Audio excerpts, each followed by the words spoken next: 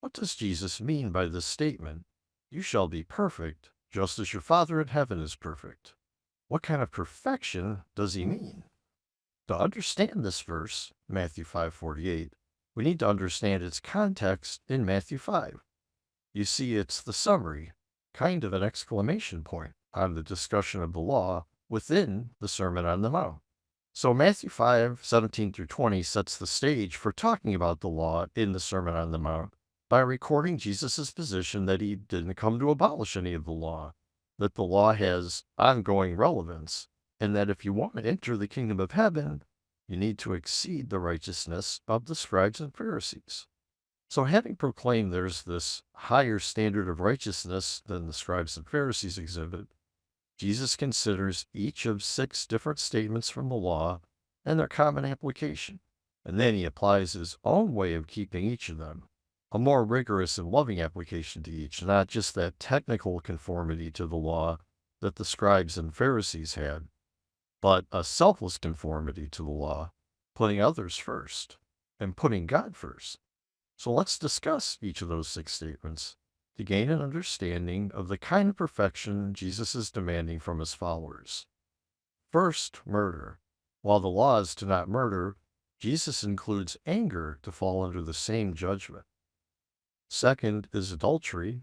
While the law is to not commit adultery, Jesus includes to not even lust. Third is putting away a wife. While the law allows for divorce with proper legal documentation and that protects the wife from a catastrophic outcome, Jesus says not to divorce at all except for cases of sexual immorality. And fourth is vows.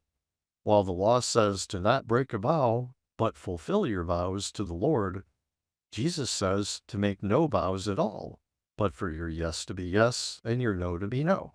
In other words, always being honest and having integrity, being righteous followers of Jesus. And fifth is an eye for an eye. While the law says an eye for an eye and a tooth for a tooth, kind of even Stephen, allowing for equal revenge, Jesus says when confronted with an evildoer, do not retaliate, don't even resist. That way they know you're not their enemy. And sixth, love your neighbor. While the law says to love your neighbor and hate your enemy, Jesus says to love by blessing, doing good, and praying for your enemies. You can see in all 6 of these laws that Jesus handles the underlying principles in a more strict but selfless way.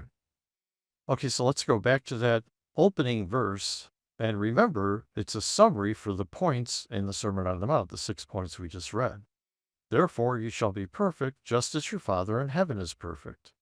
So, in the Sermon on the Mount, Jesus wasn't talking about godlike perfection in terms of things like ability or knowledge or skill or creativity. No, he's talking about godlike perfection in something we can actually accomplish, perfection in our moral decision-making.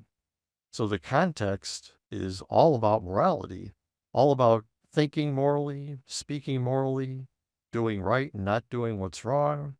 So Jesus is telling us we need to have moral principles guiding all of our thoughts and actions. So true righteousness is selfless love to others and to God.